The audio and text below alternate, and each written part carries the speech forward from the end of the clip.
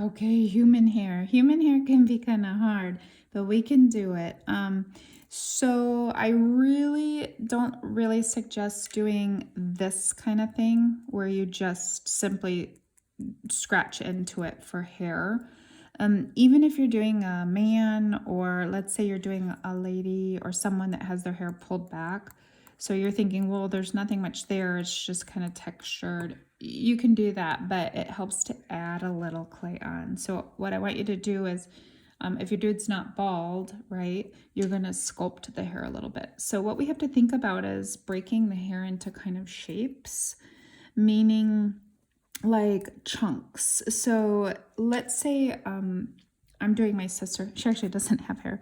She's going through chemotherapy, right? So she doesn't have hair. I'm going to put a wrap on her head. But let's say I was doing her old hair, which is more like kind of like my hair, just sort of long. What I could start to do is think about, putting on pieces that are representative of the direction and sort of like chunks as they would flow. So if she always tucks her hair behind her ear, right, and she parts it down the middle, then I'm going to create a couple of pieces of long, they don't have to be perfect. They're just little chunks of clay that I can put on that kind of go like this down the middle. Now you're thinking, well, that's great, but that's not a whole head of hair. Exactly, we have to do more of it. And doing them all different sizes will help. So those were kind of thin. Maybe I'll do a couple of wider ones. And I can lay this. Then maybe, so this gets tucked behind her ear, and then this hair would kind of flow on top of that, if that makes sense. So I'm kind of placing these large chunks. You could do it almost like a football helmet, but I think it's more realistic to do it in pieces almost like really big, thick strands. So if she parts her hair in the middle, right? I can do it like this. And then what you do, I'm not going to do the whole thing, but you imagine you kind of add all that down, and it can be long or it could be short, or it could be pulled this direction. I could lay them this direction for a ponytail or something like that. Then once you have it on there, you go back and you do your texturing. So first of all, I want to make sure this stuff is on there. So I'm going to push kind of hard with some kind of tool. I like the pencil, just works fine. And then what I'm going to do is start to think about texturing it the way that it would hang or grow. So I'm maybe pulling my pencil the way that the hair would flow or grow. And if you notice, I go back and forth between my pencil and my finger. And that's to kind of get rid of a lot of those pieces that kind of just stick around and hang around and are troublesome.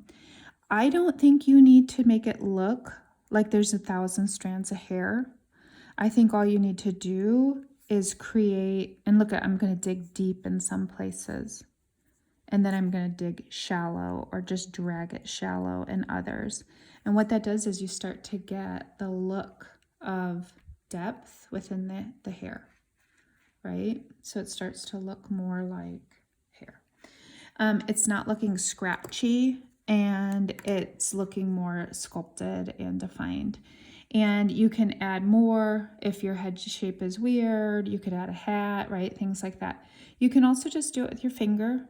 So I showed this, I think, in the animal fur one.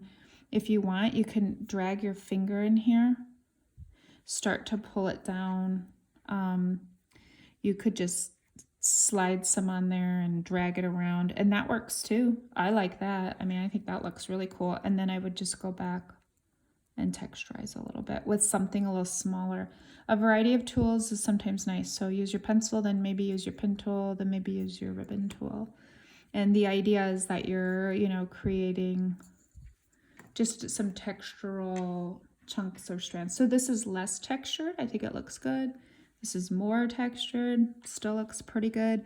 And then if you really wanted to get like, I don't know, kind of fancy or cool, maybe you go back every once in a while, like sometimes I have that one strand that's just kind of hanging a little lower than the rest.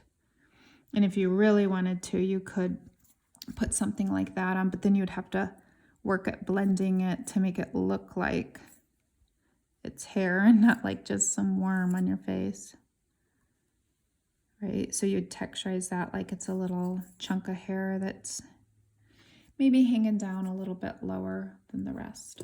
So that's kind of how you do hair.